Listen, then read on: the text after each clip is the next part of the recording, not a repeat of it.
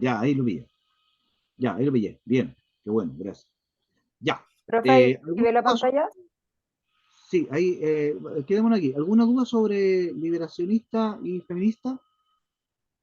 No, ¿Hay uno qué? ¿Hay una duda o hay un... Estoy tratando de prender el otro computador. A ver si... No, profe. no, No, ya. Entonces vamos a lo que nos quedaba, que era... ahora sí, por favor, María José, el cambio. Ya, métodos y acercamientos equivocados. Estos ya no son métodos y acercamientos que la Iglesia considere válidos. Tírelo todo nomás para que quedemos. Bien, primero la lectura fundamentalista de la Biblia. Es lo que supone, esta lectura supone equivocadamente que la Biblia es verdadera en todo sentido.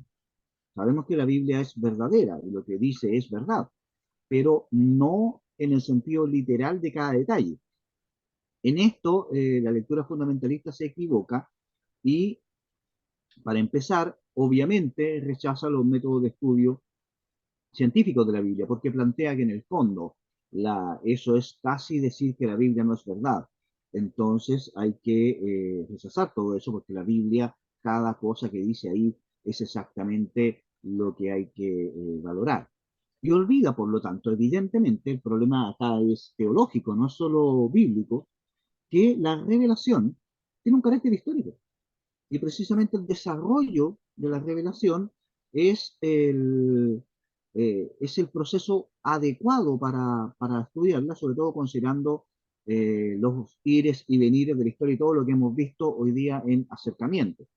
Lo que ven ahí en la foto de arriba es un museo, que nunca me acuerdo muy bien dónde está, en Estados Unidos, que es un museo creacionista.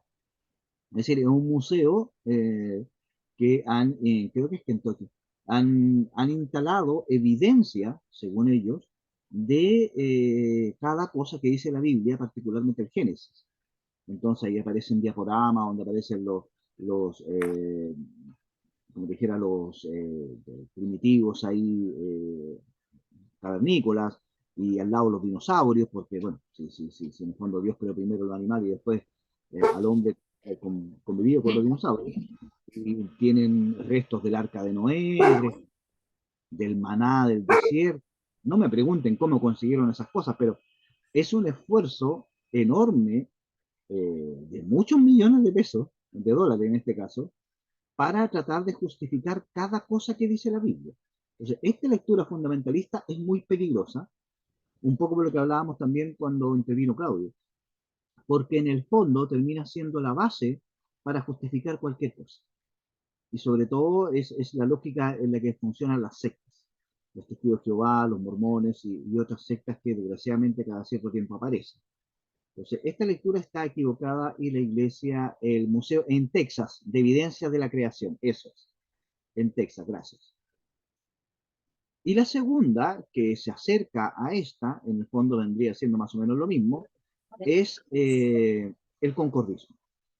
El concordismo parte del principio fundamentalista, que cada detalle de lo que dice la Biblia es exactamente lo que Dios quiso decir. ¿Sí? Y no hace esta diferencia que hacíamos entre lo que el autor escribió, lo que quiso decir y lo que Dios quiso decir. Y busca demostrar, a partir de elementos, digamos, científicos, arqueológicos, etcétera, que cada detalle de lo que está en la Biblia es exacto así. ¿Sí? Y hace un esfuerzo enorme, incluso da hasta ternura, por demostrar, a través de la teología sobre todo y de la descubrimiento de la ciencia, que cada cosa que dice la Biblia es cierta, particularmente esto a propósito del Génesis. Y ahí yo les pongo un libro, yo lo tengo acá, no sé si la cámara lo ven, pero ahí está la foto, que es una belleza, es de una ternura este libro. En realidad fue un bestseller, ¿ah? Este libro se vendió, pero sí, como pan caliente, decía mi mamá, en la época en que salió, escrito por Werner Keller, un periodista norteamericano, y era un libro que pretendía, como dice abajo, la verdad histórica comprobada por las investigaciones arqueológicas, pretendía demostrar a través de los descubrimientos científicos, que todo lo que dice la Biblia tenía razón. Por eso se llama así, ¿no? Y la Biblia tenía razón. Ahora, es un libro que no sirve, ¿ah? Le aviso, no lo compre. Si va a gastar plata en algo, gástelo en algo más útil que este libro. Yo lo tengo como reliquia precisamente para poder mostrarlo, porque insisto, el esfuerzo es casi tierno. Por ejemplo, ustedes saben que aparece en el, en el libro Josué, ¿no? Que Josué está combatiendo a los filisteos y resulta que ya va cayendo la tarde y los filisteos van arrancando y van perdiendo, entonces le pide a Dios que detenga el sol y Dios detiene el sol creo que un día y medio para que termine de matar a todos los filisteos, ¿no? Un texto muy tierno, ¿no? Muy misericordioso. Bueno, y eso se detiene un día y medio o 2 días, no me acuerdo, para que termine de matar a todos los filisteos y después que ya los mata a todos, le dice, bueno, ahora sigue moviéndote y el sol se vuelve a mover. Entonces, sí, este libro lo que hace es, a través de un esfuerzo enorme, comparando los calendarios, el calendario gregoriano, el calendario juliano, los calendarios hebreos de la época romano, hace un esfuerzo de cálculo infernal para demostrar que faltan 2 días en el calendario. Efectivamente faltan 2 días. Entonces ahí están los 2 días en que el sol se detuvo por orden de Josué. Entonces, ese tipo de esfuerzo loable, tal vez, hermoso, es un esfuerzo inútil. Ya sabemos que la Biblia no pretende ser estrictamente exacta en los temas científicos ni históricos, sino que es una verdad de fe, es decir, la verdad para nuestra salvación.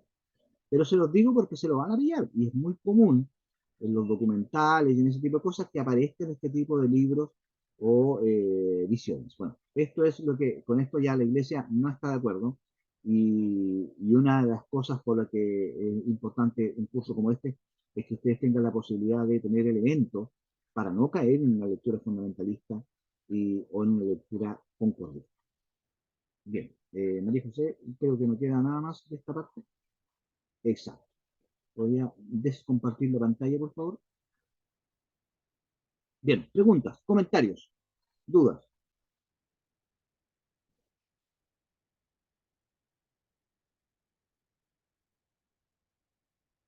¿no? De todo lo que hemos visto hasta ahora, el chat, ¿cómo anda? Es que es súper complicado. El chat. Eh, no, aquí mandaron lo del museo, excelente.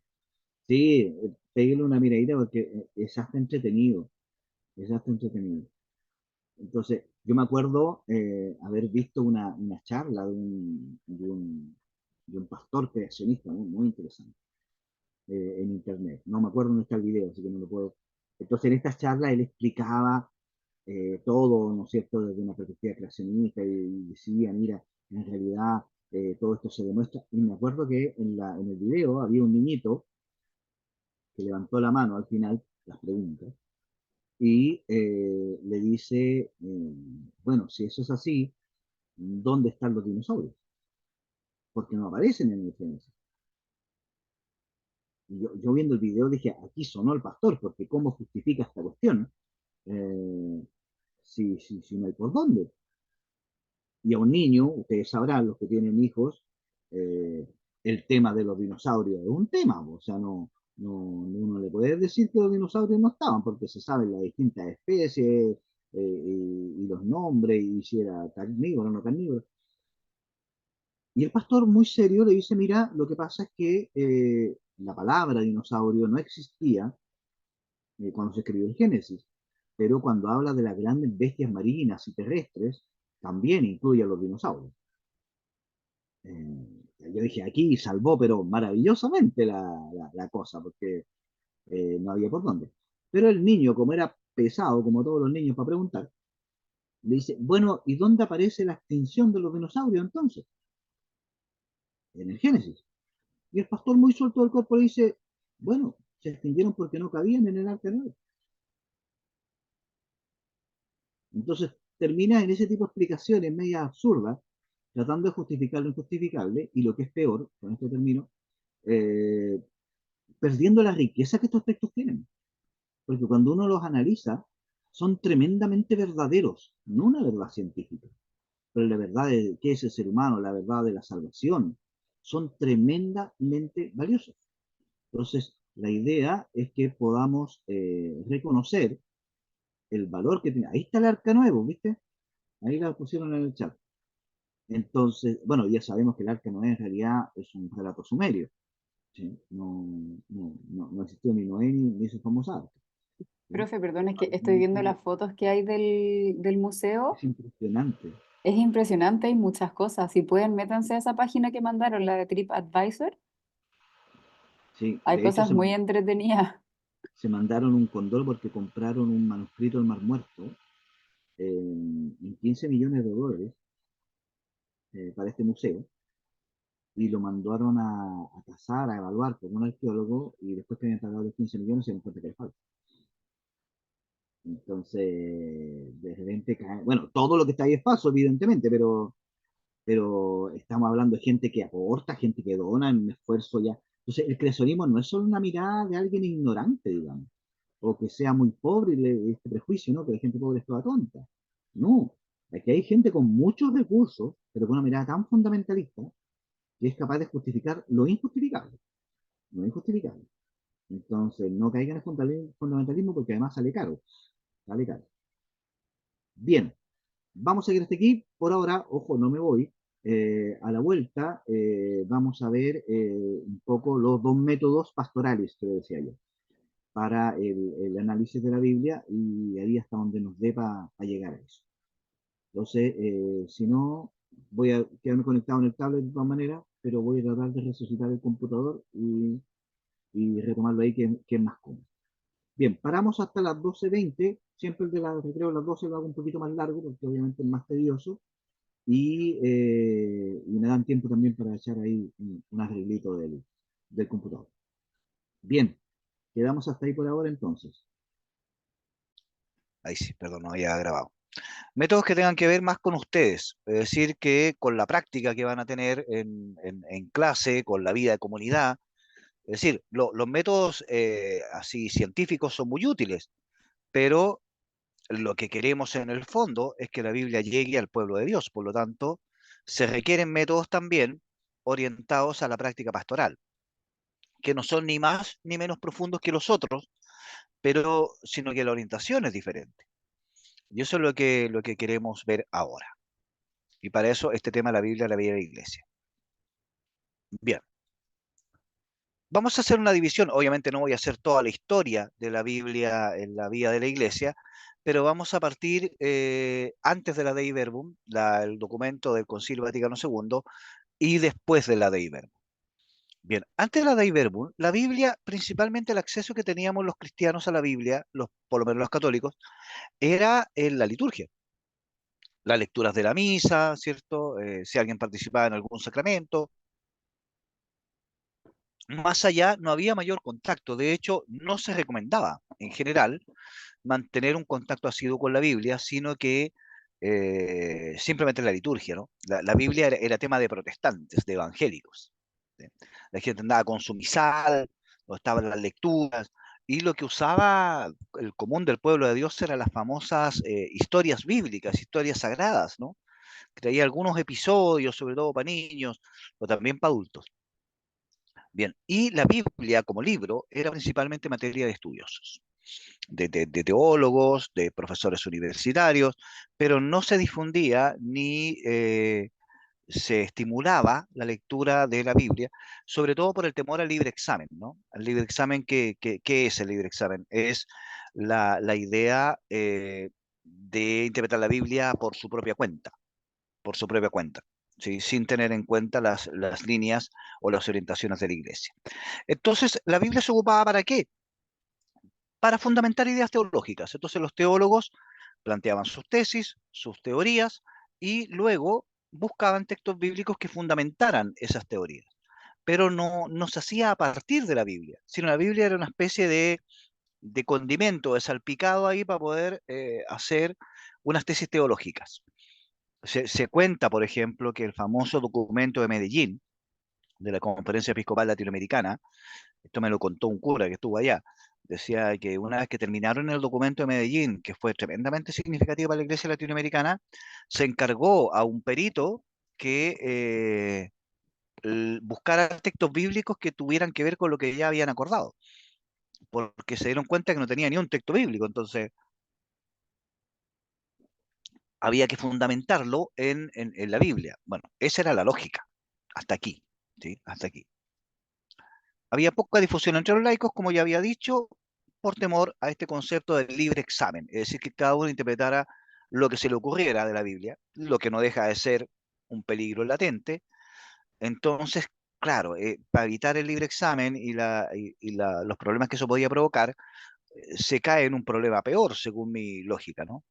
Es preferible que la gente a veces interprete mal o equivocadamente a que no interprete nunca. Entonces, esta lógica hizo que la Biblia siempre fuera como algo ajeno y yo creo que todavía queda un poco de eso. ¿Ah? Bien, a partir de la de Iberbur, un poquito antes también, se genera lo que se conoce como el movimiento bíblico. ¿El movimiento bíblico qué era? Comienza recién, siglo XIX, en el mundo protestante, evangélico, anglicano, etcétera, y luego en el mundo católico. ¿Sí? ¿Y qué buscaba el movimiento bíblico? Difundir la Biblia entre católicos. Es decir, es la época donde salen las ediciones baratas de la Biblia, por ejemplo. Ediciones económicas del Nuevo Testamento, de los Evangelios, y se busca que la Biblia llegue a todos. Aquí se empieza a hacer costumbre que en las casas haya Biblias. Antiguamente no había, o era una Biblia de adorno, como esas Biblias gigantes. Pero aquí ya se empieza a difundir la Biblia y buscando traducciones buenas y asequibles. Empieza lo que se conoce como las traducciones populares o pastorales. Biblia latinoamericana, Biblia Dios habla hoy, Biblia pastoral, ese tipo de Biblias empieza a ser muy difundida. Animado sobre todo por la Provientísimos Deus, que algunos de ustedes están estudiando, de León XIII en 1893, y la Divina Flante Espíritu en 1943 en la de Pío X. ¿Sí? Entonces estos dos documentos generan este movimiento bíblico que es incipiente, que es prácticamente que tengan la Biblia, o por lo menos el Nuevo Testamento. Eso es lo principal aquí. Bien, llegamos a la Dei Verbum, que esto ya lo vimos, pero vamos a retomar un poquito. El Concilio Vaticano II, como se acordará, 1965, sobre la divina revelación. Y en el fondo, el concilio plantea que la revelación, como ya lo vimos en la primera clase, no es un acto de conocimiento, no es unas verdades que Dios revela, sino que es un hecho. Dios se revela en la historia de Israel, y por eso en la próxima clase vamos a ver la historia de salvación, y se revela sobre todo en Jesucristo. ¿Y qué es lo que revela? A sí mismo. Entabla un diálogo con la humanidad. Y de ese diálogo con la humanidad en Jesús, en la historia de Israel, luego vienen un conjunto de verdades y esta revelación está testimoniada en los textos de la Biblia y en la tradición de la Iglesia. Se reafirma esta idea de las dos fuentes, ¿no? La tradición y la Biblia. Pero como testimonio de un hecho, del hecho de la revelación en Jesús. Y para conseguir el mismo resultado, es decir, para que aquel que lea o que se encuentre con la verdad cristiana, se encuentre con Cristo. ¿Sí? Lo de las verdades es segundo paso, digamos, segundo momento. Llama la Dei Verbum a una amplia difusión y lectura de la Biblia. Aquí se fomenta mucho las traducciones populares, tienen un nuevo empuje y se fomenta el estudio de los expertos ya orientados a la vida de la Iglesia, no solo a las tesis doctorales o universitarias. Bien, de ahí surge la pastoral bíblica. ¿Sí? Ya no estamos hablando del movimiento bíblico que difundía la Biblia, sino un tipo de pastoral. Así como existe la pastoral de enfermos, las pastorales de la solidaridad, también existía la pastoral bíblica. ¿Sí? Bien, y promueve lo que se conoce como los círculos bíblicos o los talleres de Biblia. Yo cuando empecé hace muchos años, en el año 97, por ahí, 98, empecé en círculos bíblicos, o sea, talleres bíblicos le llamábamos en ese tiempo. Es decir, grupos que se juntan a leer la Biblia en comunidad, a discutirla, a reflexionarla y a buscar luces en su vida en estos textos bíblicos. Generalmente lo que se hacía y lo que se hace en un círculo bíblico es tomar la lectura del domingo, por ejemplo, del domingo siguiente, para ir motivando un poco también con la liturgia, ¿no? Bien.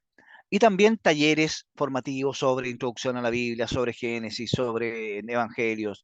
Es decir, los programas de formación, los cursos típicos de verano de formación para laicos, todos eran sobre Biblia, intentando generar mucho. Aquí se generó mucho material muy popular para comunidades, no a nivel de estudiosos.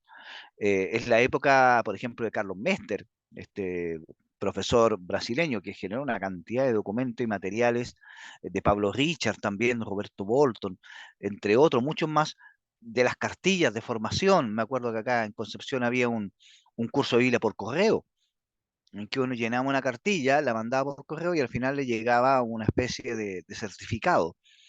Yo todavía tengo por ahí uno de esos. Entonces, era todo este movimiento de bajar la Biblia al pueblo, ¿no? Ahora, la Biblia se entiende como un aspecto más de la pastoral. Como decía, está la pastoral juvenil, pastoral de niños, pastoral de enfermos, pastoral litúrgica, pastoral bíblica. Entonces había gente en la comunidad que se interesaba o se especializaba en hacer cursos de formación, talleres de Biblia y gente que le gustaba asistir. Pero era un sector de la pastoral, no era parte de la pastoral, no era lo que impregnaba toda la vida de la iglesia, sino que un aspecto, más como pueden ser X aspectos de la pastoral de la iglesia.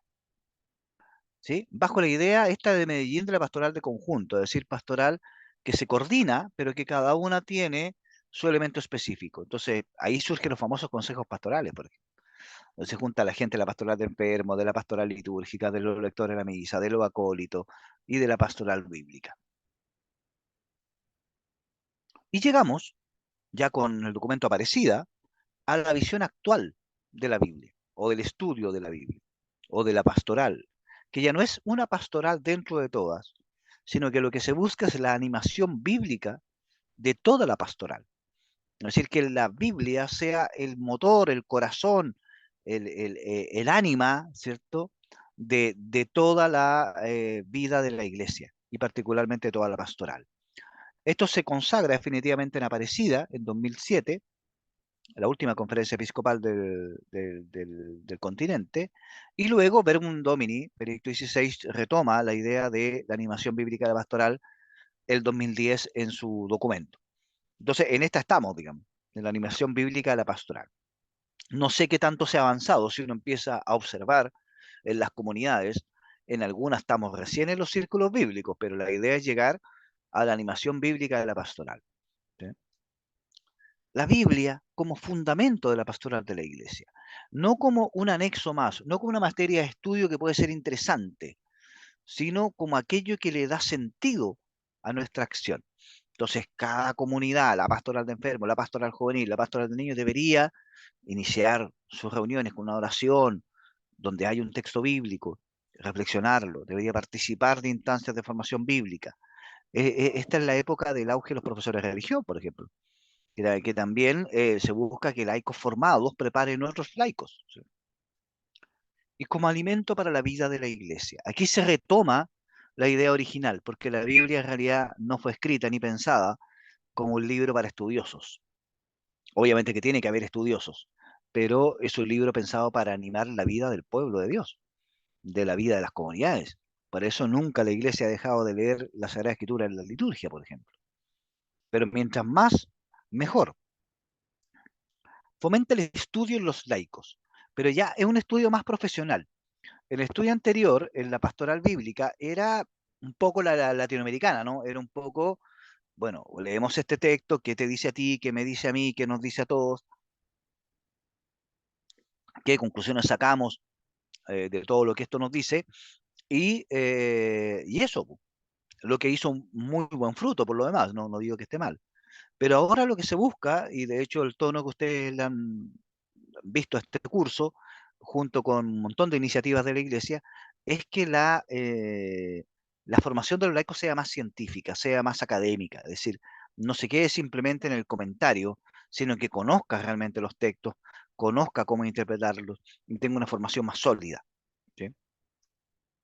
Y promueve en particular un método de lectura de la Biblia, hay muchos en la Iglesia, que es el método de la lección divina, ¿sí? O lectura orante de la Biblia, que lo vamos a ver hoy día, en el último bloque. Vamos a ver este famoso método de la lectura orante de la Biblia que está muy, muy, muy de moda, y de hecho incluso hay ediciones de la Biblia que vienen diseñadas, los comentarios, para la lectura orante de la Biblia. Bien, comentarios hasta ahí. Preguntas.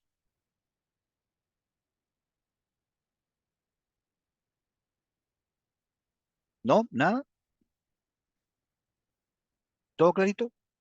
¿Viste? Pasamos de lo muy denso de, de toda la mañana a esto que ya es más masticable, digamos, porque está más orientado a lo pastoral.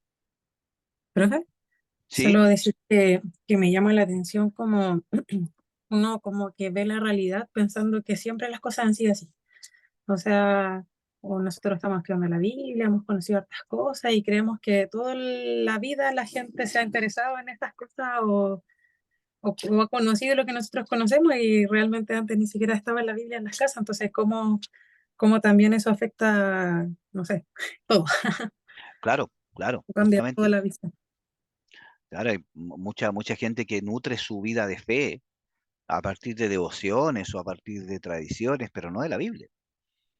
Entonces uno se pregunta de repente a qué Dios le están rezando, porque a veces tienen ideas muy raras sobre Dios que no tienen nada que ver con el Dios de Jesús, y es porque no hay un contacto asiduo con la Biblia, justamente. Yo, Bien, por vamos ejemplo, al... vivo en Perdón, Yumbel. ¿ya? No sé si conoces Yumbel, San Sebastián, Sí, y por la supuesto. gente es demasiado devota al santo y como que de repente, claro, hay padres que vienen y dicen que no hay que rezarle al santo, hay que rezarle a Jesús. Yo no sé qué dirá la gente porque de verdad que hay una cosa como, no sé, como más allá Sí, po. de lo sano, O sea, creo gente que yo. va de rodillas sangrando a San Sebastián y que si no le cumples te quema la casa, no sé qué. Hay visiones muy, muy raras, ¿no? Dicen que Porque es cobrador. es cobrador San Santo Sebastián, sí, cobrado, es es peligroso. peligroso. Entonces, claro, eso pasa ¿por qué? Porque la formación de nuestra gente es muy poca, es muy, muy poca. Entonces, pareciera, ¿no? De repente que en la iglesia hoy hay un montón de cursos y cada vez hay más cursos, pero en realidad los que van, o sea, acá vemos 30 en esta camada. ¿30 de cuántos católicos? Entonces, por eso la pega de los profes de religión es tremendamente importante, y por eso termina siendo no solo importante en los colegios, sino también en las comunidades, porque son Pero laicos formados con una visión de laicos. Diga. encuentro que la formación en la historia de la iglesia ha sido un lujo, porque, por ejemplo, en la época medieval era un lujo tener misa, por ejemplo. Para No empezar. había todos los días. La gente no tenía acceso a la palabra como tenemos hoy. Había un breviario para todo el monasterio a veces. Exacto. Entonces, uno no valora lo que tiene hoy y el católico no tiene esa visión de valorar lo que tenemos. Tenemos la palabra, tenemos los documentos, tenemos todo. Exacto. Todo a Pero mano para poder. la gente, yo el otro día conversaba con una niña que me dice, yo soy católica y no quiere saber nada de ninguna otra religión, pero me decía, yo creo en los dos textos de la creación. Y trataba de explicarle que era un relato, que era una forma de explicarlo, pero ya no se salía de que esos dos relatos eran totalmente verídicos y era la verdad. Y hay mucha gente que tiene esa visión de fe. Y si tú la Exacto. sacas de eso, pierde la fe. Claro, claro. Entonces su fe se basa en una creencia, en una ideología, no en la fe católica. Tiene toda la razón. Es Eso es muy sumamente común. complicado. Sí, muy común. Bien, Lorelei. Profesor, de acuerdo a las bases curriculares del programa de religión, nosotros formamos la vida espiritual del alumno que es creyente y no creyente, ¿cierto? Si yo me baso en eso, Sí.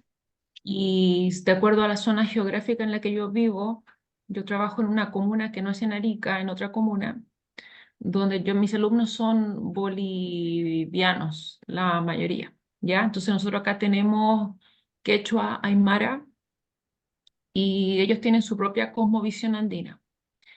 Lo que ocurre en los pueblos es que las iglesias, o sea, las comunidades indígenas desarrollaron un sincretismo. Y no creo que sea pertinente en mi caso, por mi zona geográfica, estar,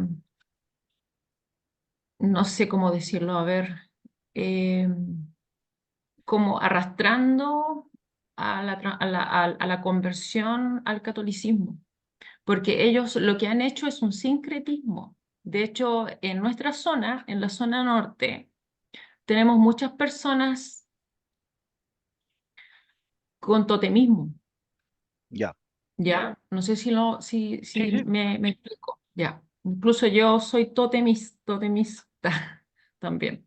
Ujú. Entonces, respetando las tradiciones andinas, ellos también tienen iglesias ahora en las zonas, van a misa, adoran mucho a los santos, San Jerónimo, San José.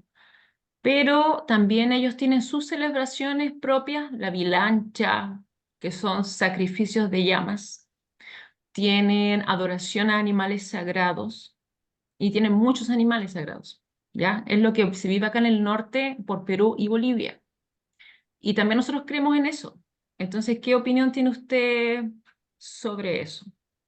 Uy, Deberíamos, o sea, porque ellos intentaron, o sea, los sacerdotes llegaron hace mucho tiempo a esta zona, intentaron evangelizar, pero lo que ocurrió al final fue un sincretismo.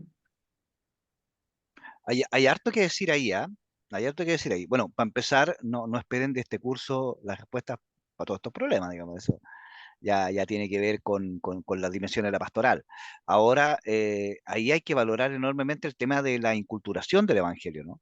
Y sobre todo la religiosidad popular, de su método de evangelización tremendamente fuerte, porque uno no sabe hasta qué medida en realidad hay una experiencia de fe detrás. Por ejemplo, tuve la oportunidad de ir a los bailes de la Tirana, por ejemplo, y claro, bueno, yo siempre he sido cercano a ese mundo, pero un católico, digamos, de misa de parroquia de centro, llega allá y dice, no, esto es pura idolatría nomás porque aquí no hay nada de fe, por ejemplo, podría decir prejuiciosamente. Pero tuve la oportunidad de estar con mi señora 14 días ahí en la Tirana y ver la emoción, la entrega, el sacrificio, o sea, es imposible negar que hay una experiencia espiritual y religiosa y de fe muy profunda. Es imposible. Cuando uno se abre un poco a que no son las mismas formas a las que estamos acostumbrados más al centro, también uno puede encontrar elementos valiosos ahí. Y también pueden ser cristianizables y cristianizados. Ahora, el sincretismo es propio del cristianismo. El cristianismo es una religión sincrética en muchos aspectos. O sea, la mayoría de nuestras fiestas religiosas son fiestas paganas reconvertidas a cristianas, digamos. No hay problema con eso. Ahora, uno tiene que tener criterio pastoral. Evidentemente no le va a tirar toda esta cuestión que hemos visto hoy día a un bailarín de la Tirana po, o a uno de los hermanos ahí que hace el sacrificio de la llama, que no me acuerdo cómo se llama. No, porque lo marea, po, lo marea con eso. Tiene que ver a cómo acercar a cada uno, y yo creo que el testimonio cristiano es el primer método de evangelización. Si ven ellos que los cristianos valoramos su cultura, valoramos sus tradiciones, que lo hacemos, no es una técnica, digamos, es una convicción, porque Dios también habla a través de estas tradiciones y estas culturas, eso ya los va a acercar a la fe más que un buen discurso o buenos argumentos. Eso es lo que yo pienso, por lo menos. ¿Sí? O sea, la acogida, la actitud fraterna y respetuosa, creo que es el principal camino para evangelizar. Sí, de hecho ellos sienten, incluso son bastante fuertes, tal vez el compañero que opinó al comienzo dijo que era mapuche. Tenemos la celebración la próxima semana del Machacmara, ¿ya? Entonces eso es algo que sí o sí tenemos que celebrar. Eh, Ellos creen en el Tata Inti, ¿ya? Tienen sus animales sagrados, todo eso. Tenemos que hacer canciones en relación a eso, a los animales sagrados.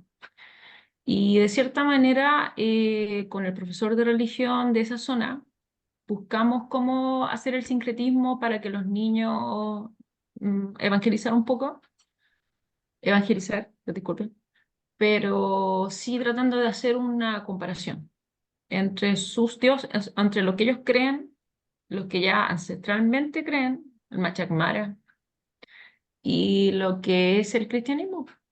Claro. Así que Ahí, nosotros tenemos la fiesta de las cruces en mayo, todo junio. No sé como la si Cruz de eso Mayo acá en ocurre el en el sur. sur. Ah, eso Acá está también está allá en está el la sur. Cruz de Mayo acá, sí.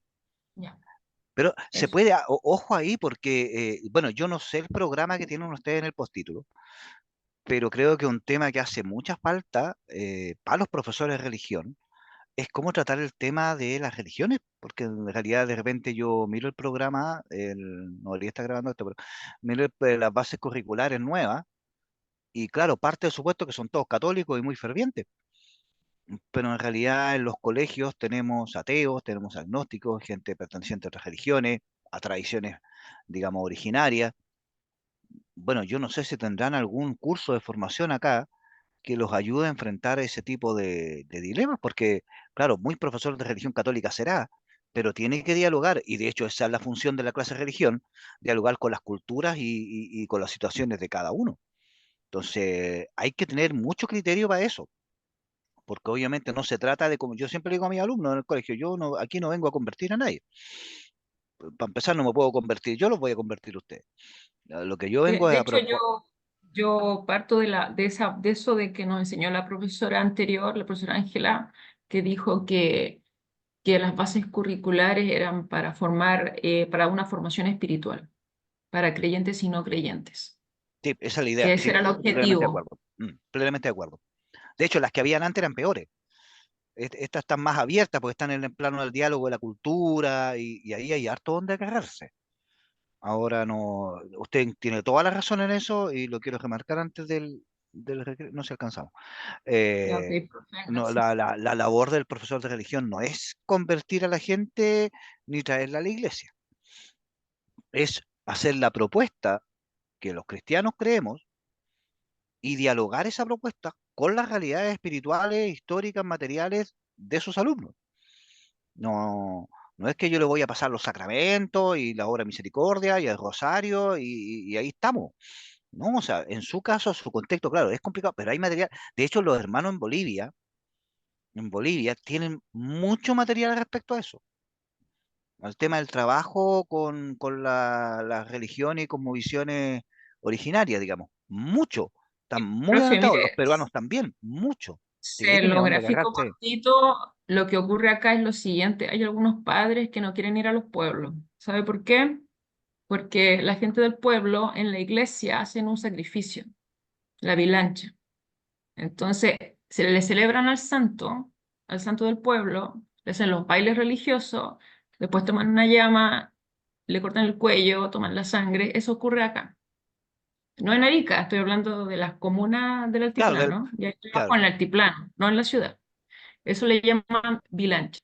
Entonces, yo cuando llegué a trabajar ahí me encontré con eso, con el sacrificio, con la sangre, con las velas, con los bailes, los cantos, y la iglesia, y el santo, y estaba todo junto.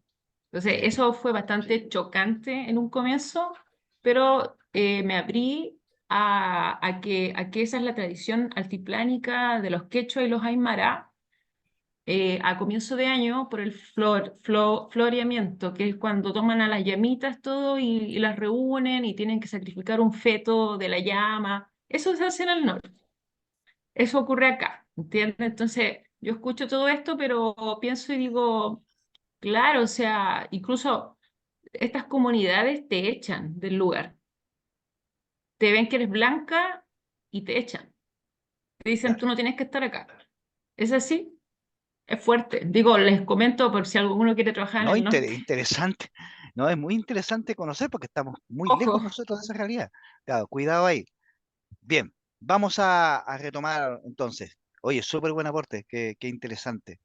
de verdad que sí. Se lo agradezco porque también a mí me permite conocer un poco más cómo va la cosa, ¿no? Al lado de uno de repente tanto haciendo clases en el centro de la iglesia se olvida que hay realidades muy enormes más a la periferia de la iglesia, ¿no? Pero están ahí. Y Profe, esto me parece que se igual perdió. acá, hablando con el profe de Aymara, que hace aquí en el colegio, igual hay unos pueblos en el interior de Iquique, por lo menos, que ya no están sacrificando animales. ¿Ah? Han Ya, entrado en esta dinámica del, digamos, el respeto también de la gente que son animalistas y todo eso. Y en varios pueblos del interior, por lo menos de acá de Iquique, ya no se realiza el sacrificio de animal, es como aporte nomás. ya, buena. No, es que es un tema. De hecho, no sé si van a tener algún seminario acá. Deberían tal vez pedirlo como en eso, el diálogo con las culturas, ¿no? Bien, vamos a un intento de esto, la lectura popular de la Biblia. No sé si me están viendo bien porque a mí el video se me va y se me vuelve. ¿Me están viendo bien, cierto? Sí, profe, se ve bien. Ya. Bien. La lectura popular de la Biblia es un método nacido en América Latina. Ahora yo voy a hacer una pequeña introducción. Aquí el que sabe de esto es Pablo Uribe, digamos, ¿sí? Y en las famosas comunidades eclesiales de base, que eran comunidades en las que estaba a cargo los laicos, donde algunas veces había misa, pero que en realidad lo que había generalmente era la famosa liturgia de la palabra. Y comunidades locales, pequeñas, muy comprometidas también con su comunidad, en aspecto social, aspecto político, etcétera, de la realidad local. O sea, las famosas comunidades eclesiales de base que no necesariamente estaban adscritas a una parroquia. Hoy día las llamamos a las capillas, comunidades eclesiales de base, pero este método está diseñado y aplicado y nacido en la experiencia de comunidades eclesiales de base. Ahí repito, la latinoamericana apunta como a este tipo de comunidades. ¿Y qué buscaba? ¿Qué buscaba la lectura popular de la Biblia? Devolver la Biblia al pueblo. Había cierta mirada, ¿no? De que la Biblia estaba como secuestrada por los eruditos y que había que devolver la Biblia al pueblo porque la Biblia era el libro del pueblo de Dios. Sí, estaba escrito para el pueblo de Dios y ellos eran los primeros destinatarios de la escritura y es lo que tienen toda la razón. De hecho, de ahí los nombres, por ejemplo, de la Biblia de nuestro pueblo, apunta para allá, o la Biblia, el libro del pueblo de Dios, es decir, nacen en esta mirada, ¿sí? Y alimentar con ella su compromiso social y político. El compromiso son comunidades que se miran a sí mismas como parte de una red de comunidades, ¿sí? O una red social, en el sentido antiguo de red social, ¿no? De donde también en el mismo pueblo participa la junta de vecinos, no sé, la municipalidad, las comunidades evangélicas y la comunidad cristiana, la comunidad cristiana de base es una más de esas redes. Entonces, tal vez por ahí puede ir también un poco la pregunta que planteaba Lorelei, ¿no? Tal vez no se trata ni de aplaudir ni de convertir a las comunidades, por ejemplo, Quechua y Aymara, sí reconocer que tenemos sensibilidades diferentes y entrar en diálogo con ellos, conocer su religión, ¿sí? Estudiarla, más allá de que se haga o no se haga cristiano eso. ¿Sí? Compromiso con la iglesia, de hecho aquí los laicos tienen un fuerte protagonismo dentro mismo de la iglesia y con la sociedad. Esa es como la mirada de la lectura popular de la Biblia. Preguntas hasta ahí, porque ahora vamos a ver cómo se hace. ¿Vamos bien?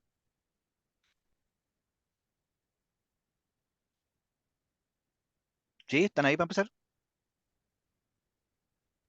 Sí, profe, aquí estamos. Ah, ya, sí, lo que pasa es que no, Sí. se me pierde a mí el video, entonces, de hecho, hay algo en el chat, pero no lo vi. Bien, lectura popular de la Biblia. Es, para empezar, una lectura comunitaria. No es privada, no se hace en la casa. Y no puede hacer, o sea, podría, pero no es la idea hacer en la casa lectura popular de la Biblia, sino en comunidad, con un grupo pequeño, 5, 10 personas, cosa que todos puedan ¿Ah? opinar, ¿sí? Ya. Todos participan y comentan. Esto es muy importante. Aquí no es como en esta clase, ¿no? No es un curso donde el profesor explica y el resto simplemente sigue, ¿no? sino que es, aquí todos opinan, todos pueden hablar. Y si bien el profesor o el experto o el animador, se dice acá, tiene un papel principal en guiar la lectura popular, su rol no es decidir qué se debe decir o qué no, o quién puede hablar y quién no. Aquí todos hablan y todos tienen un aporte. Y esto es muy importante, ¿ah? No es una cosa democrática nomás, en clima de comunión y fraternidad, obviamente. Porque, claro, reconoce la lectura popular de la Biblia que el experto en Biblia, por llamarlo así, tiene un rol que cumplir, obviamente, de guiar, de formar, de ayudar, de corregir cuando se está interpretando mal. Y es un conocimiento tremendamente valioso que no hay que despreciar. Pero también el conocimiento, no sé, del camionero, de la dueña de casa, de la panadera, no sé qué, que está sentada ahí, también es un conocimiento tremendamente valioso que no se puede despreciar. Entonces, el experto aprende de la gente cómo insertar la Biblia en la realidad concreta, ¿sí? Y la gente aprende del experto cómo orientar bien su lectura popular, su lectura de la Biblia. Entonces, ambos conocimientos, ambos diálogos son tremendamente valiosos, ¿sí? No es que sea unilateral, sino que es bilateral, ¿sí? Eso me interesa que quede clarísimo porque es parte de una de las bellezas y valores de esta lectura. Entonces, claro, si usted va a partir con la lectura de la Biblia latinoamericana, por ejemplo, en nuestros cursos, claro, yo le he dicho, no es una buena Biblia, pero para este tipo de trabajo y para un acercamiento inicial a la Biblia, que podría ser la lectura popular, viene muy bien. Ya una vez que la gente se entusiasma, ya agarramos vuelo, ya podremos tal vez pasar a algo más de fondo, pero es muy útil. Además, segundo criterio, es una lectura que respeta el texto bíblico. Si bien, porque reconocen en la palabra de Dios, entonces, si bien muchas veces la conversación se va para cualquier parte, menos el texto bíblico, se parte siempre del texto bíblico y la idea es que el animador esté constantemente llevando la reflexión al texto bíblico de nuevo, ¿sí? Que haga el esfuerzo de llevarlo otra vez, porque suele pasar que al final terminamos hablando del precio de las papas, digamos, en vez del texto bíblico. Ahora, lo importante aquí es iluminar la vida con la Biblia. En ese sentido, no es conocer la Biblia, es cómo nos habla Dios hoy día. Por eso la otra Biblia popular, ahora van a entender mucho de lo que vimos antes. ¿Cómo se llama la otra Biblia que se ocupaba para esta época? Dios habla hoy. Es decir, ese es el sentido.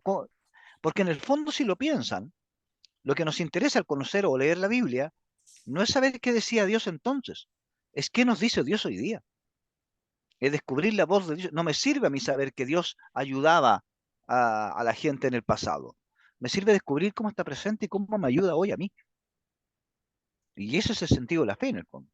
Y es una lectura que está comprometida particularmente con los pobres y con los que sufren, ¿sí? Buscan animar el compromiso con los pobres, con los que sufren, sobre todo en los procesos sociales cuando se dan, y tiene un fuerte contenido social. ¿Por qué? Porque reconocen ellos a Jesús crucificado y resucitado.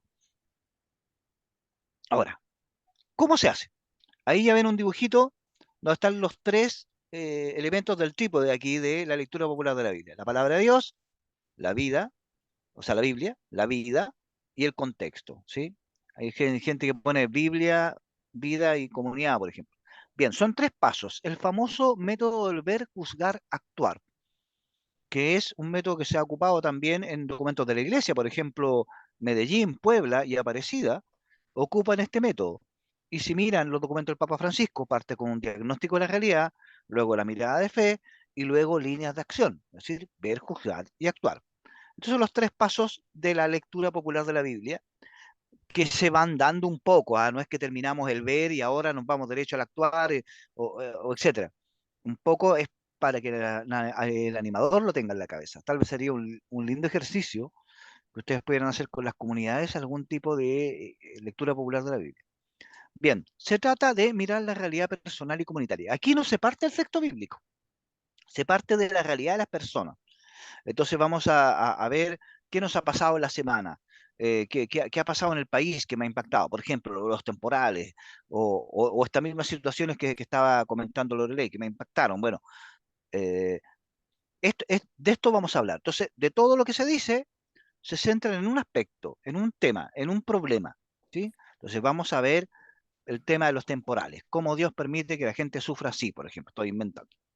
Se hace el análisis de eso y luego, en un segundo paso, se busca iluminar esa realidad que ya hemos visto con un texto de la Biblia. Entonces, aquí es muy importante el animador, porque el animador más o menos se ubica más en la Biblia como para buscar un texto que vaya de acuerdo a lo que se está conversando. ¿Sí? Tal vez el texto del diluvio, no sé, sería como natural, ¿no? O el texto de Jesús en la barca cuando viene la tormenta, por ejemplo. Busca un texto, dice, mira, este texto, primero una conversación, así como pasamos de analizar el hecho a analizar, bueno, ¿qué nos dice Dios hoy día con esto? ¿Por dónde va? Y ahí que se dé una conversa nueva. Y mientras, a partir de lo que la misma gente va conversando, de lo que cree o supone que es lo que Dios querría decir, él va pensando, ella va pensando algún texto que se relacione con esa situación. ¿Y para qué? Para descubrir la voz de Dios en la realidad. Entonces, segundo momento, la lectura de la Biblia. Y tercer momento, bueno, a partir de lo que Dios nos ha dicho sobre esto, ¿qué hacemos? ¿Cómo nos comprometemos? ¿Sí? ¿Qué acción o actitud buscamos para poder actuar en consecuencia con lo que Dios nos pide y aportar a la transformación de esta realidad? ¿Sí? Y por último, actuar en consecuencia. Alguien que por favor baje el audio, porque se escucha todo y no puedo mutear aquí yo. ¿Profe? ¿Sí? Ah, no, Es que no sé es quién que está creo hablando, que pero no, sabía que sí, es iPad de Paulo. Yo ya le escribí, pero no lo apaga. ya. Sí, es que acá con este computador como anda más lento, no me atrevo a ponerme a, a intrusiar ahí porque se me va a Ah, pegar. ahí lo apago. Ah, ya, ahí lo Lo apago. apagué, disculpen, Ya, disculpen, gracias, no lo se apagué. preocupe, no se Gracias, preocupe. Paulo. Bien, entonces este es el método y es un método muy interesante que nos permite realmente, espérate, ¿cómo salgo de aquí? Eso. Ahí sí, ahí logré salir. Ahí se salió, muy bien. Es un método muy interesante que nos sirve para una lectura más cercana a la gente. Si se fijan, pasamos de estas cosas, el análisis semiótico y no sé qué más, a la lectura popular. No sé, comentarios antes de que paremos. Los anglicanos en su grupo de estudio, incluso los otros cultos, sí. De hecho, ahora, esto partió en el mundo católico, ¿ah? Porque a diferencia del mundo anglicano o protestante, ellos parten de la Biblia y se reflexiona un texto bíblico y tal vez se aplica a la realidad. Aquí es al revés. Entonces requiere mucha habilidad del guía, del animador, porque se parte de un hecho, por ejemplo, alguien dice, mira, que es cesante, me echaron de la pega ayer y ese es mi problema, y me echaron y no sé qué voy a hacer porque puta, tengo que pagar el arriendo, porque no sé qué. Bueno, entonces, como buenos hermanos, el tema hoy día de nuestra lectura popular va a ser este hermano cesante. Entonces, lo primero analizaremos por qué la cesantía, qué pasa con la cesantía, por qué es posible que un empleador despida así nomás a un trabajador bueno y la situación económica, etcétera. Más o menos agotamos eso. Bueno, ¿qué nos dice Dios aquí? Bueno, que el ser humano vale más por lo que es que por lo que hace, que independiente que tenga o no tenga trabajo, sigue siendo valioso al ojo de Dios, que aquí la comunidad debería apoyarlo, no sé qué, etcétera. Buscamos un texto bíblico que nos ayude, por ejemplo, los trabajadores de la viña, esos que Dios los contrata, o sea, el dueño los contrata a mediodía, en la mañana, a mediodía y en la tarde, le paga un denario cada uno. Ya leemos ese texto y a partir de eso, bueno, Dios te va a pagar por lo que tú has hecho en tu vida, no por tu trabajo, no sé qué. Acción.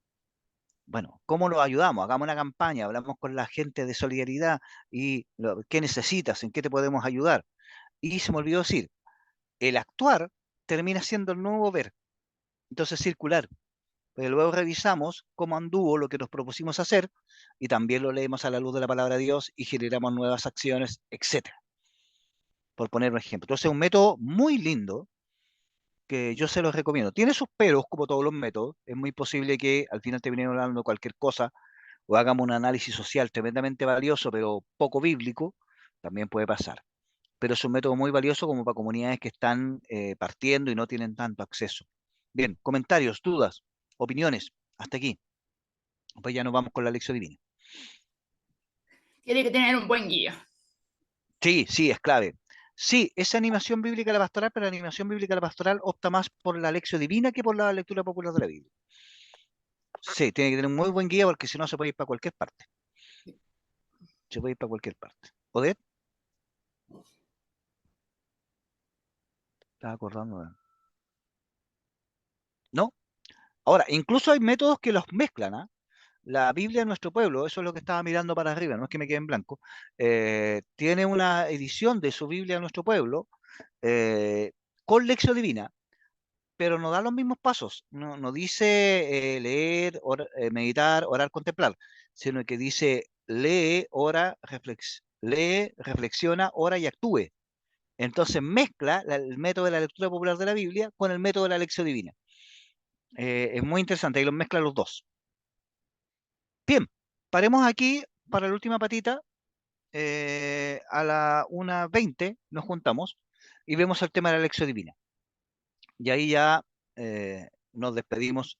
Y la próxima clase vamos a ver la historia de la salvación, ¿sí? Y algunos temas sobre el trabajo.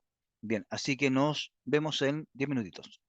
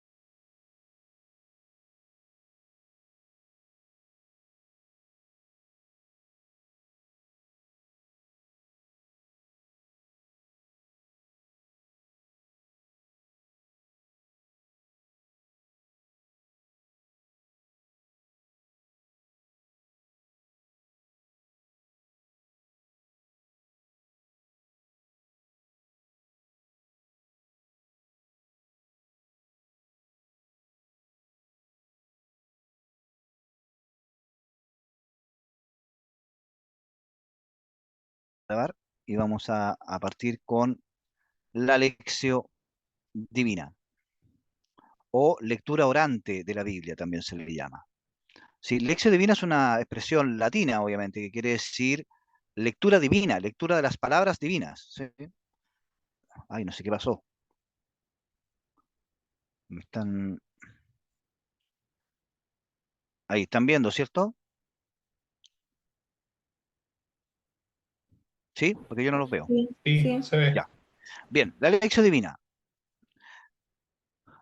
Parte de la siguiente premisa, así como la otra partida de la premisa de que la Biblia estaba destinada al pueblo de Dios principalmente y no a los expertos, ¿sí? Y que pretendía iluminar la vida del pueblo de Dios, la lección divina parte de la premisa que la misma Biblia es en el fondo el testimonio escrito de un diálogo con Dios, de Dios que se ha revelado y se ha mostrado a personas, a pueblos, en distintas situaciones, hasta llegar a Jesús, y que con ellos ha abierto un diálogo. Por lo tanto, la misma Biblia es el testimonio de ese diálogo. Y la Iglesia, a lo largo de los siglos, obviamente fue buscando formas de comprender mejor el texto bíblico. Siempre hay toda una historia de maneras de interpretación de la Biblia a lo largo de los siglos. Dice Orígenes, en una de las primeras maneras de entender ¿qué me voy a quitar? Ya. De entender el texto bíblico. Dice, esto mucho antes de la formulación formal de la lección divina, dice, amárgase la letra, dice que es como la corteza del árbol, ¿no? En segundo lugar, llegarás a la piel, que es la doctrina moral, o sea, lo que hay que hacer. Y en tercer lugar, encontrarás el sentido de los misterios, del cual se nutren las almas de los santos en la vida presente y futura. Y yo creo que todos podemos estar de acuerdo con esta expresión, ¿no? La letra de la Biblia, el estudio, es pesado, pero una vez que uno pasa esa parte pesada, ya encuentra la piel, encuentra la sustancia, encuentra la belleza del texto. y cómo los textos bíblicos nos van iluminando en la vida y nos van orientando en el quehacer y le van dando sentido a nuestra fe y a nuestra existencia. Pero hay que pasar por la corteza. La Biblia no es fácil, ¿no? La Biblia pide atención, pide cariñito, ¿sí? Pide regalitos, pide dedicación, y una vez entregando esa dedicación, ya nos abre sus misterios. Entonces, esta expresión de orígenes es muy interesante. Guigo II, en realidad, fue quien sistematizó la famosa Lección Divina en un librito que se llama la Escala de los Monjes, que es un librito cortito, donde él explica los pasos, tomando la imagen de la escalera de Jacob, ¿no? Ese texto cuando Jacob duerme y ve una escalera que sube del cielo a la tierra y suben y bajan los ángeles. De esa imagen toma la idea de una escalera, cómo podemos llegar desde el texto bíblico a encontrarnos con Dios. Y formula estos 4 pasos. San Ambrosio, el maestro de San Agustín, dice esta expresión hermosa. Dice, cuando tomamos con fe las Sagradas Escrituras en nuestras manos y las leemos con la Iglesia, el hombre vuelve a pasear con Dios en el paraíso. Mira qué linda expresión. De hecho, claro, nosotros nos fijamos en el texto del Génesis en el pecado, ¿no? Cuando baja Dios a pasear al jardín y se encuentra que no está el ser humano y le pregunta, ¿dónde estás? Y él dice, sentí tus pasos y me escondí porque estaba desnudo. No se centra ahí en el pecado original, ¿no? Pero si lo piensan, ese texto solo es posible si Dios bajaba todos los días en la tarde, a la hora de la brisa, dice el texto, a dialogar con su amigo, y cuando el ser humano escuchaba los pasos de Dios, corría a su encuentro. No se escondía, corría a su encuentro. Entonces, eso es lo que quiere decir San Ambrosio. Leer con fe las Escrituras es volver a dialogar con Dios en el paraíso, antes del pecado. Es reencontrar esta relación de amor con Dios. Y aquí retomo un poco lo que decía antes. Mira, cuando uno entiende los textos del Génesis y no se va en la discusión infernal, imposible de lo histórico, no histórico, descubre esta belleza que tienen los textos y en realidad son tremendamente sabios y tremendamente verdaderos. Bien, ahí están los 4 pasos de la lección divina. Disculpen lo precario de la foto, pero lo hice yo eso para poder hacer la imagen de la escalera. Esa era mi idea, ¿no? Hacer la imagen de la escalera de Guigo II. Bien, lectura, meditación, oración, contemplación. Son 4 pasos. ¿De qué se trata? Es una forma de orar con la Biblia. Entonces, a mí me parece un método muy bueno porque junta el estudio bíblico con la oración y evita que esto se transforme más en puro estudio o en pura oración sin estudio, que no tiene ningún sustento, puro sentimiento, pura opinión. Y también es un método pensado para la vida comunitaria, por lo tanto, junta todos los elementos. Es un diálogo entre Dios y nosotros, es abrir la oportunidad, porque cuando oramos sin la Biblia, en el fondo hablamos nosotros nomás, no le damos la oportunidad a Dios que nos hable. Al orar con la Biblia, permitimos que Dios hable también, y nosotros le respondamos a Él en el mismo tono. Es unir la vida y la oración, porque obviamente también surgen las inquietudes de la vida, que es lo que nos interesa. Insisto, la Biblia es una linterna, nos interesa con ella iluminar la vida, el camino, no iluminarnos la cara. El objetivo de la Biblia es encontrarnos con Dios en la vida y prolonga la liturgia, porque en general los textos que se ocupan para la lección divina son los textos de la misa. Y en eso es muy útil esos libritos del Evangelio cotidiano, de ese tipo de textos que ayudan a tener a mano el Evangelio diario. Yo antes teníamos un grupo de Lección Divina acá en Concepción y lo que hacíamos era preparar el Evangelio el domingo. Nos juntábamos una vez al mes y preparábamos el Evangelio el domingo. Entonces ya llegamos con el texto preparadito y hacíamos esta Lección Divina para profundizarlo. Y es realmente un método muy, muy bueno. Bien, ¿cómo se hace? 4 pasos. El leer. Bueno, quedó claro, perdón, antes que nada, en qué consistía la lección divina. Háblenme porque no los veo. Sí, profe. Ya, ok. Bien, primer paso, leer. La pregunta de fondo es, ¿qué dice el texto bíblico? Fíjate, esto es interesante, porque no es qué me dice a mí, que es lo común, sino en realidad, ¿qué dice el texto? el texto mismo. ¿Sí? Bien, se trata de leer calmada y atentamente un texto bíblico a elección. Idealmente yo siempre sugiero el Evangelio del día o el Evangelio del domingo, pero puede ser cualquier texto bíblico, ¿no? Pero se trata de leerlo con calma y recomendablemente en voz alta, aunque lo esté leyendo solo, porque al leerlo en voz alta el texto vuelve a ser palabra, vuelve a pronunciarse y son textos hechos, escritos para ser leídos en voz alta, digamos, ¿sí? Se trata de comprender, no solo de leer, sino que de comprender qué dice el texto en sí mismo, de qué está hablando, qué tipo de texto es, qué es lo que quiere transmitir, todo lo que vimos en la primera parte. Personas, palabras principales, ideas esenciales, por dónde va el texto antes de aplicarlo a nuestra vida.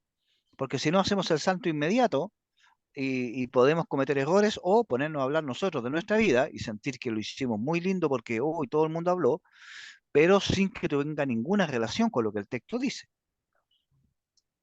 ¿A qué género literario pertenece? Etcétera. Estamos ante una carta, estamos ante un relato, estamos ante una parábola, ¿ante qué estamos? Para poder entenderlo bien. Entonces, a diferencia de la lectura popular de la Biblia, que parte de un hecho de la vida, este parte del texto mismo y luego lo aplica a nuestra vida. Apoyarse, obviamente, en notas y comentarios. ¿Cómo lo hago yo o cómo recomiendo hacerlo? Leer el texto en voz alta, luego leer las notas o comentarios abajo y después volver a leer el texto en silencio, ya con el primero para tener el encuentro directo con el texto. Luego, con los comentarios, más o menos me ilumina para dónde va la cosa, y luego volver a releerlo para ver cómo cambia, ¿sí? Para ver el sentido y los aportes que da el comentario. Una vez que hemos llegado, sobre todo en grupo, a la sensación de que entendimos el texto, nunca nadie lo entiende completamente, ¿no? Siempre se puede volver a leer y volver a profundizar.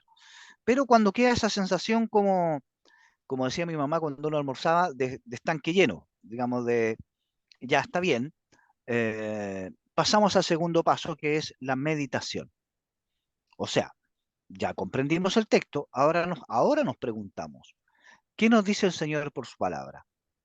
¿Qué dice el texto? ¿Qué nos dice el texto? Ahora lo aplicamos a nuestra vida, una vez que ya tengo claro que lo que voy a aplicar es lo que el texto dice y no lo que a mí se me ocurrió. ¿Sí? ¿Qué hacemos ahí? ¿Qué significa este texto para nosotros? ¿De qué nos habla? ¿A qué situaciones concretas nos llama?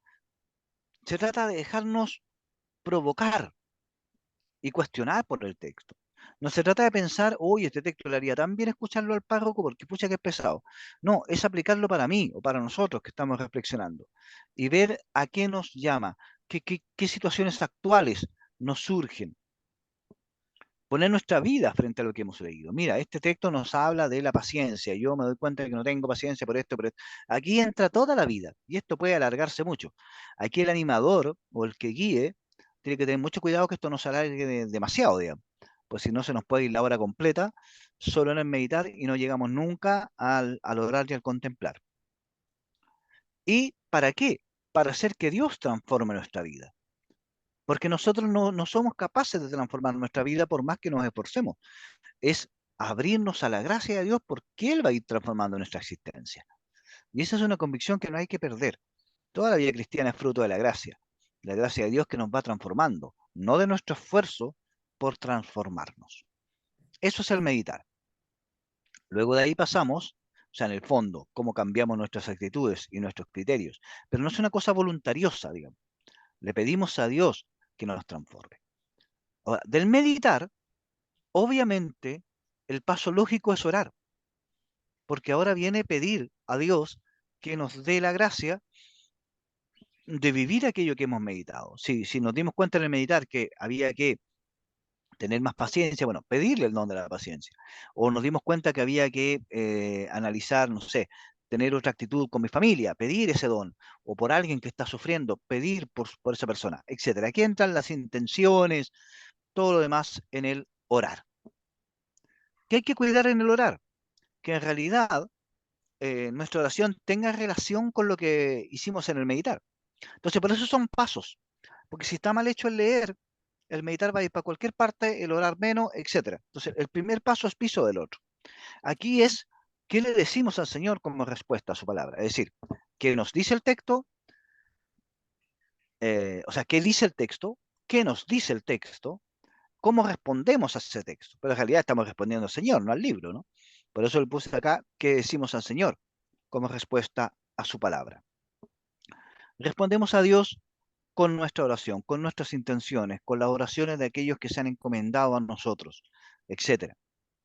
Damos gracias a Dios porque lo que nos ha mostrado a través de este texto. Pedimos perdón porque hemos descubierto, obviamente siempre hay infidelidades, y ponemos en nuestras manos, o en sus manos, perdón, nuestras intenciones y las de los demás, renovando nuestra esperanza y confianza en Dios y en su gracia. Entonces, aquí vamos ya entrando en el diálogo con Dios. Y por último, el cuarto paso es el contemplar, que es como una especie de conclusión. ¿Qué hemos descubierto del Señor? ¿Qué cosa nueva aprendí de Dios acá? Entonces, centrar la mirada en Jesús y lo que hemos descubierto. No se trata de un nuevo análisis, se trata de centrarse y contemplar eso, recrearse en lo que hemos descubierto, tener un momento de silencio, puede ir motivado por una canción, por ejemplo, si estamos en comunidad, que nos ayude a saborear el esfuerzo que hemos hecho y cómo hemos realizado la lección divina. Permanecer frente a Dios en silencio, en contemplación y frente a nuestra realidad, cómo cambia la manera en que nos vemos a nosotros mismos a partir de esto que hemos reflexionado. Reconocer también lo que debemos cambiar para vivir lo que Dios nos pide, ¿sí? Orientarnos ya a la acción, ¿no? Hay gente que le agrega un quinto paso, el actuar, ¿sí? Pero en realidad está incluido, prolongando así la oración en la vida de cada día. Yo recomiendo siempre hacer una...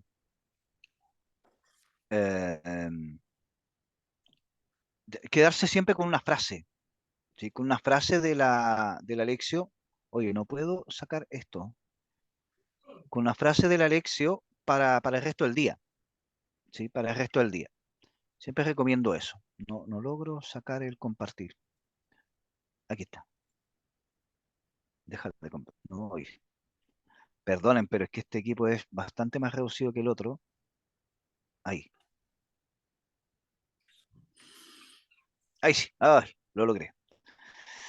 Se trata en el fondo de lograr... lo que estaba diciendo, perdón, me distraje.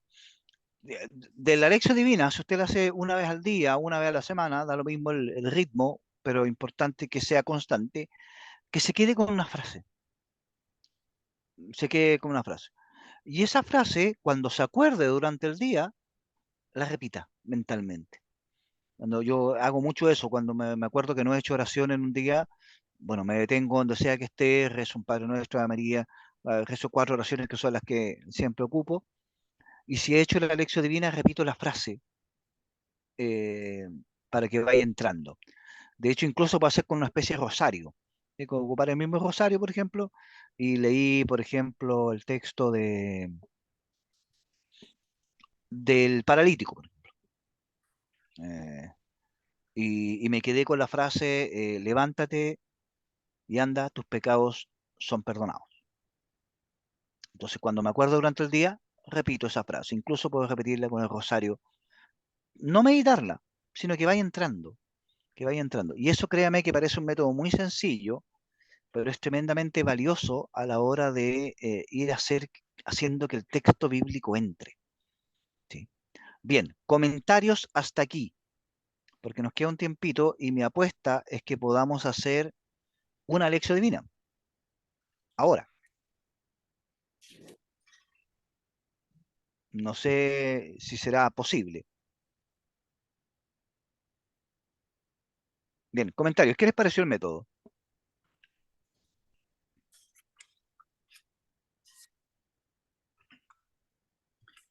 Me gustó lo de la voz en voz alta, porque es como proclamar y a la vez le da el sentido ese que uno le presta la voz a Dios para que Él nos hable. Exacto, Es Él el que habla. exactamente. Muy bien. Claro, porque si no es un monólogo, digamos. Hablamos nosotros nomás. Bien, les propongo que cerremos hoy día con la lección divina, haciendo una lección divina aquí.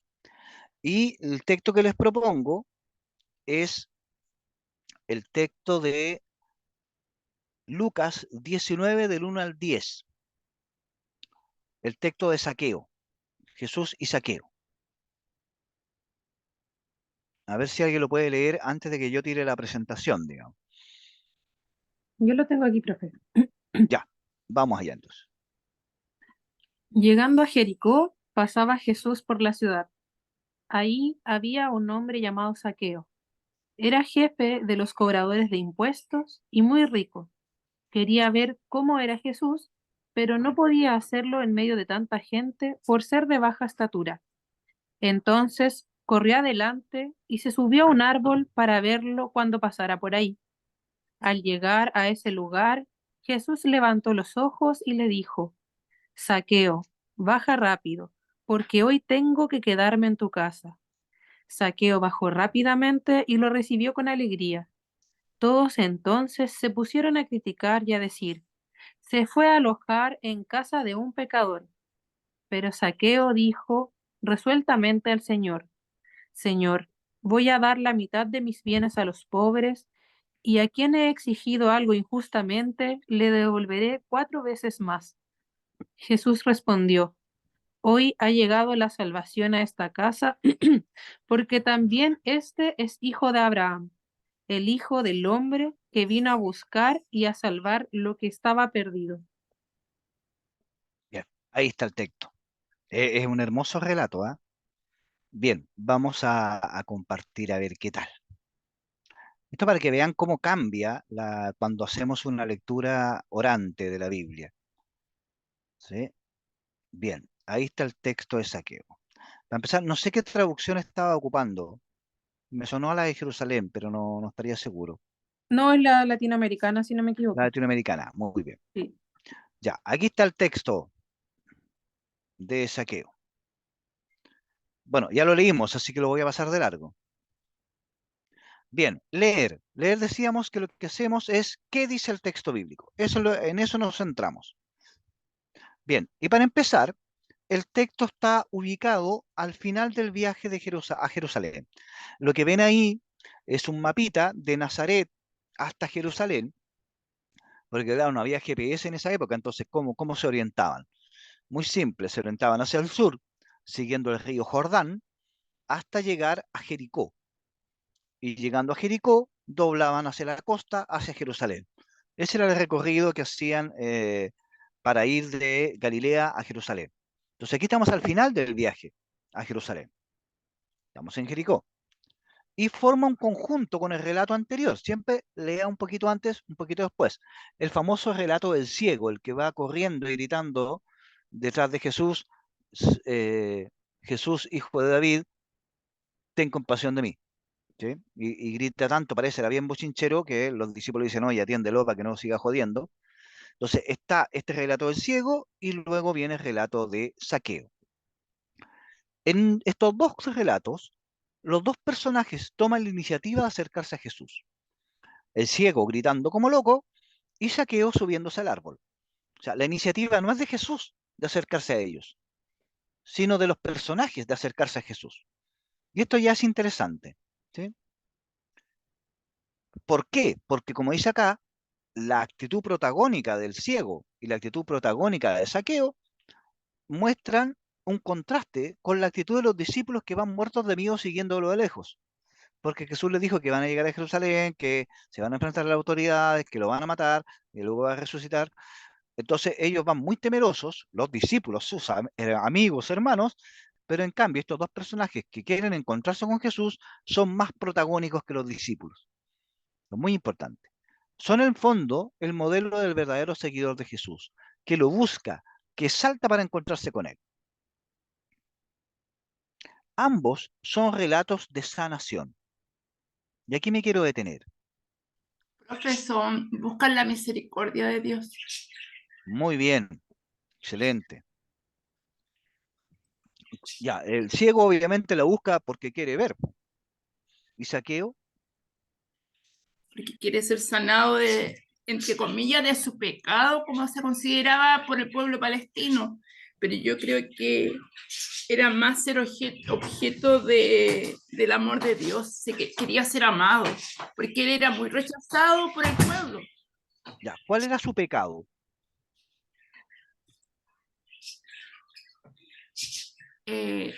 Cobrar los impuestos.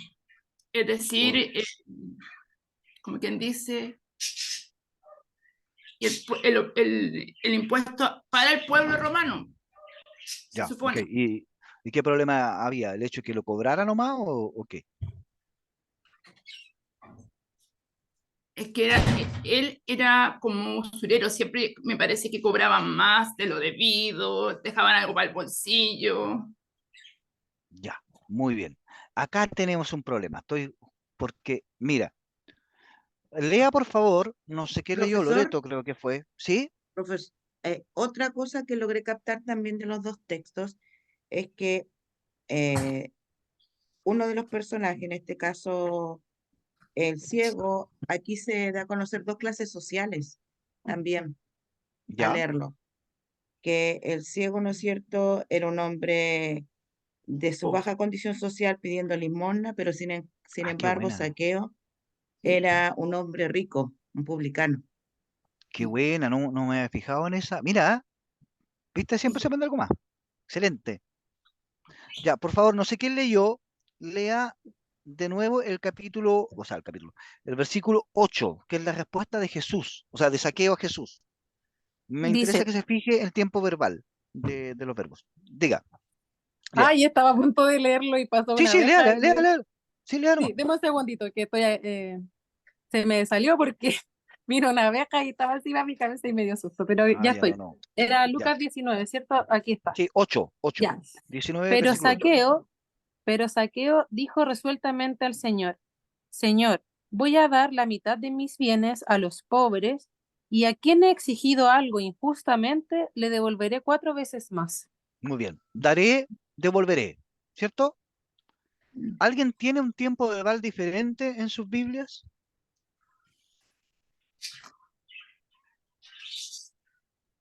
Yo aquí tengo la de Jerusalén y dice, daré la mitad de mis bienes a los pobres y si en algo defraudé a alguien, le devolveré 4 veces más. Vamos a ver la última de Jerusalén. ¿Viste? Aquí sirve tener la última edición. Ya, ¿alguien más tiene por ahí el mismo texto?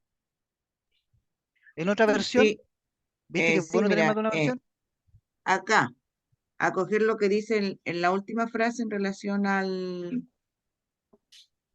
versículo 8 que dice devolveré el cuádruplo, Y ven para acá. Ya, cuádruplo, pero dice. dice devolveré. Sí, en la de Jerusalén. Ya, aquí yo tengo la última Jerusalén y dice, voy a dar la mitad de mis bienes y le devolveré. Bueno, lamento informarles que la de Jerusalén está mal traducido. Si se fija la traducción que tengo yo aquí en la pantalla, dice, y Zaqueo puesto en pie dijo al Señor, he aquí, Señor, la mitad de mis bienes doy a los pobres. Y si a alguien he defraudado, le restituyo 4 veces. O sea, Zaqueo no se convierte, no es una mala persona que roba, sino al contrario, es alguien tremendamente justo. Por eso no es un relato de conversión, es un relato de sanación. Al ciego le restituye la vista y a Zaqueo le restituye el honor, porque todo el mundo pelaba diciendo Zaqueo es un pecador. Y Zaqueo se pone en pie y dice, ¿qué pecador? La mitad de lo que tengo se lo doy a los pobres. Y si me equivoqué y a alguien le cobré de más, le devuelvo 4 veces. ¿Dónde está el pecador? En fondo le dice a la gente, ¿cuántos de ustedes hacen eso? Y por eso Jesús termina con la frase que dice al final, hoy ha llegado la salvación a esta casa porque también es hijo de Abraham. No porque se convirtió, sino que lo restituye como persona de honor. Mira cómo cambia traducir mal el tiempo verbal de un verbo. ¿Se dan cuenta? Y ojo, tomé la última edición de Jerusalén. Bien, vamos a seguir. Zaqueo es jefe de recaudadores de impuestos. Obviamente, diga. También es interesante que nombra hijo de Dios, pero también lo hace mi hermano. Es decir, no solo recaudador de impuestos, sino jefe. Ahora, perdón, escucho cortado.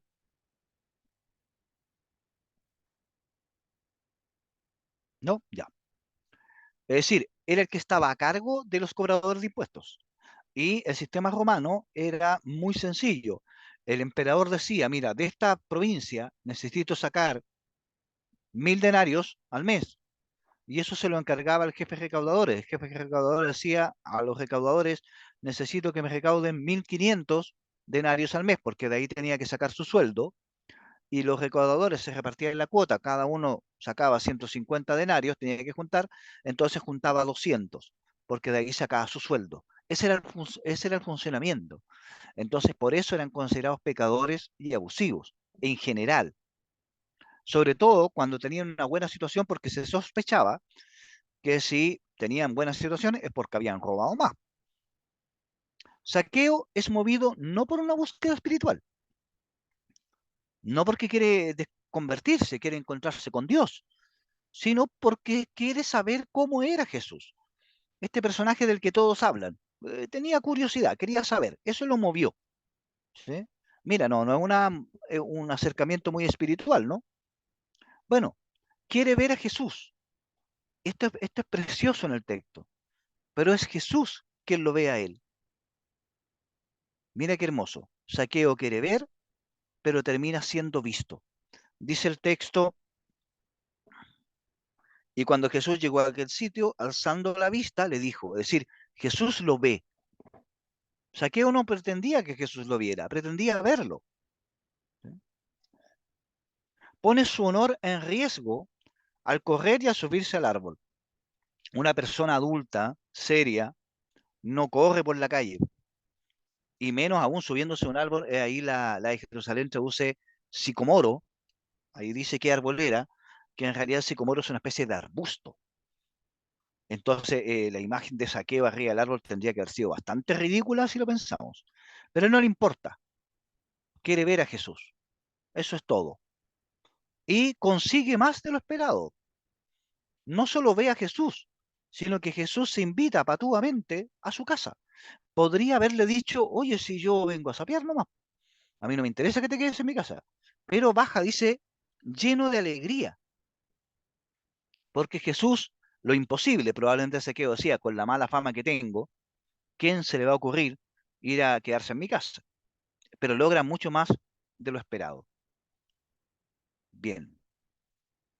La gente murmura contra Jesús. Mira, todavía estamos en el leer. Se ha quedado en casa de un pecador. O sea, ¿qué quieren decir? Ahí no están criticando a Zaqueo, están criticando a Jesús. Si este fuera un profeta, sabría perfectamente qué tipo de gente es la que está recibiendo y no se juntaría con ellos. ¿Sí? Y eso provoca la defensa de Zaqueo. La mitad de mis bienes doy a los pobres, y si a alguien he defraudado, le devuelvo 4 veces. O sea, Zaqueo es un hombre honesto, que es menospreciado por el pueblo por la función que ejerce. Y de hecho es tan justo que va más allá de lo que la ley de Moisés exigía. ¿Qué exigía la ley? No lo voy a leer porque nos queda poco tiempo. Decía, la ley ahí es lo que está en negrita, cuando alguien defraudaba a otro, tenía que devolverle lo mismo, pero con un recargo de una quinta parte. Bueno, Zaqueo no devuelve una quinta parte, devuelve 4 veces. O sea, en el fondo, el supuesto pecador es más justo que la ley. Va más allá de la ley. Jesús lo restituye en su honor, reconociendo su justicia,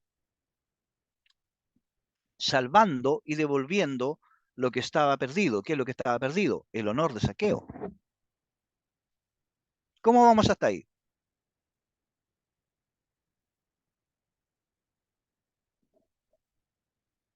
¿Sí? Sí, pero profe, Háblenme. está todo, ¿no? En Sí, los comentarios, háblenme porque en no el lo veo. comentario de la Biblia aparece lo mismo. ¿Ah, sí? ¿Me copiaron? No, no, está bien, si uno obviamente va Yo estoy orientándose ahí. leyendo la Biblia de la Iglesia en América. Ah, muy buen comentario, ¿cierto? Sí, tiene Y exacto lo de, que dijo. y de hecho, esa Biblia traduce doy, devolveré. O sea, doy, devuelvo. Lo traduce en presente. ¿Lo puede leer? Versículo 8. Ah, sí, pero Zaqueo poniéndose de pie ante el Señor le dijo, Señor, doy la mitad de mis bienes a los pobres y si he extorsionado a alguien, le devuelvo 4 veces más. ¿Viste? Por eso sirve mejor una Biblia más actualizada. Bien, vamos al meditar. Nos quedan 10 minutitos, así que Profe, vamos a ir. Diga, que la latinoamericana en su comentario dice, saqueo explotador, no era malo, pero habla ¿viste? de cómo, claro, que él era un explotador. ¿Viste? Claro, lea el comentario, a ver, ya, copuchemos, lea el comentario. O sea, es más largo, pero no está todo No, malo en dale, a ver, saqueo. para que vean que tengo razón en lo que les decía la otra vez. A ver, Ya ¿qué voy a leer dice? todo lo que dice aquí. Encuentro de Jesús con un hombre que explota al pueblo. Jesús predica con el ejemplo la eficacia del amor para restablecer la justicia. No está todo malo en saqueo. Aunque las manos son sucias, no perdió el sentido del bien y secretamente admira al profeta Jesús. Dios lo salva por sus buenos deseos. Jesús demuestra, Jesús demuestra ser guiado por el Espíritu. Reconoce a Saqueo y entiende que ha venido a Jericó precisamente para encontrarlo. Saqueo, explotador, no era amado. El cariño que le demuestra Jesús lo obliga a manifestar todo lo humano y bueno enterrado en su corazón. ¿Viste que va por cualquier parte el texto? Bueno, ahí tienen. Bueno, por eso sirve el leer, pues, ¿viste? Y tener una buena traducción. Bien, vamos. ¿Qué nos dice el Señor por su palabra? ¿Qué nos dice ahora el texto? Fíjate que el tema del texto, en el fondo, no es la conversión, ni es la injusticia o la explotación, como leía Lorelei Americana, sino la discriminación, pues, porque la gente supone que Saqueo es mala persona simplemente por su trabajo, no lo conoce, ni siquiera se ha preocupado de averiguar quién es, sino que simplemente lo marginan porque es eh, cobrador de impuestos. Bueno, y también nosotros hacemos lo mismo. ¿Cuántas veces nos ponemos etiquetas, este es así, o si este viene de acá, es asá, y ni siquiera lo conocemos? Jugamos a lo demás con el prejuicio. El tema del texto es el prejuicio, ¿sí? Y estamos llenos de prejuicios, sobre todo en Chile. Podemos defraudar a los demás en su honor. Fíjate que en el fondo, para dar vuelta al comentario que estaba leyendo Lorelei, en el fondo el ladrón aquí no es Saqueo, el ladrón es la gente, que le ha robado a Saqueo su honor inmerecidamente. Jesús nos llama a restituir lo debido, ¿sí? Y a juzgar a los demás por sus acciones, no por su profesión, o su estrato social, o el lugar de donde vienen, sino por cómo actúan, reconociendo lo bueno que Dios hace a través de ellos, aunque me caiga mal. ¿Eh? Bien, vamos al orar. Obviamente el orar tiene que ir en la línea de lo que meditamos y contemplamos, o sea, y leímos. Bien, ¿qué le decimos a Dios? Aquí yo sugerí algunas ideas, ¿no? Señor, enséñanos a mirar el corazón y no las apariencias, y reconocer lo bueno que haces a través de los demás. Líbranos de los prejuicios y de la discriminación, y danos un corazón abierto que sepa acoger, para así recibirte en nuestra casa y quedarnos contigo. Amén. A propósito de todo lo que ya dijimos y del texto de Saqueo, contemplar. ¿Qué rasgo nuevo del Señor hemos descubierto? Primero, que en Jesús, ya lo decían ustedes, Dios nos ha mostrado su misericordia, que nos ve, Él nos ve. Orar es más dejar ser visto que ver, ¿sí? Y nos acoge con un corazón abierto, que nos llama a reconocernos hermanos y no discriminar a los demás. En el fondo, reconociendo en los demás un don de Dios que nos sale al encuentro y que nos invita a su casa, ¿no? Bien, ¿qué tal? A ver si puedo dejar de compartir. Ahí dejo de compartir. Bien, Paulo. Ahora puedo ver sus comentarios ya porque con la pantalla no podía ver nada. Estás con la mano, es como los contadores hoy día, claro. Ah, Paulo aquí había escrito, perdón. Claro, ojo, Pablo no se arrepiente, o sea, Pablo, perdón, Pablo, Zaqueo no se arrepiente, no tiene nada de qué arrepentirse. Lo que pasa es que, como estamos acostumbrados a leer el texto de cierta manera y está traducido en futuro, entendemos que Zaqueo es una mala persona y que producto de su deseo de conversión quiere acercarse a Jesús. No, el texto dice que Zaqueo quería ver cómo era Jesús, eso era todo. Venía un artista famoso y yo quiero verlo, quiero ver cómo es. No hay un esfuerzo de conversión en Zaqueo. Zaqueo ya está convertido. Lo que viene a convertir Jesús es a la muchedumbre que lo juzga negativamente. Paulo, ¿aún tienes algo que comentar o te quedó la mano levantada? Sí, lo que pasa es que me queda la duda porque se supone que el texto dice que él cobraba impuestos de más. No, pues no dice eso. Entonces, él se hace rico con los impuestos de los demás. No, pues no dice Entonces, eso. si él busca a Jesús, quería saber quién era Jesús, él ya sabía quién era Jesús y qué es lo que hacía Jesús. Por eso él se sube al árbol a buscarlo, a mirarlo, que Claro, se Jesús lo sube a viera. mirar, pero el texto dice lo contrario, dice que Zaqueo, de lo que gana, da la mitad de sus bienes a los pobres. Después, pues, después que habla con Jesús. No dice después, lo dice en presente. Dice, la mitad de mis bienes doy a los pobres. Y si alguien he defraudado, Si en algo defraudado, doy la mitad de mis bienes. le devuelvo 4 veces. Sí, pues, pero una vez que habló con Jesús, pues. No, pues si dice que ya lo está haciendo, no le dice, oye, ahora que te conocí, que es como traducen las Biblias en general, voy a dar desde aquí para adelante la mitad de mi bien a los pobres y voy a devolver 4 veces si alguien me equivoqué. No, dice, oye Jesús, porque el miedo Zaqueo es que Jesús le haga caso a la gente y se vaya, po. Entonces cuando la gente empieza a decir, este es un pecador, Zaqueo sale a defenderse y dice, no, no le hagas caso, mira, esto es lo que yo hago. Pero que Jesús ya sabía quién era Zaqueo, pues, si no, no es que Jesús, De este es acuerdo, un plan de que ya está, acuerdo, no, plan que ya está hecho, ya pues nosotros, este en plan eso, ya está en eso inicio y terminado, absolutamente, así que. en ese sentido, de acuerdo. Sí, claro, Jesús es capaz de conocer y sabe quién es Zaqueo en realidad. Y por eso se queda en su Claro, por casa. supuesto. Plenamente de Sí, por eso acuerdo. él ya sabía que una vez que entró, él ya sabía que se iba a quedar en su casa.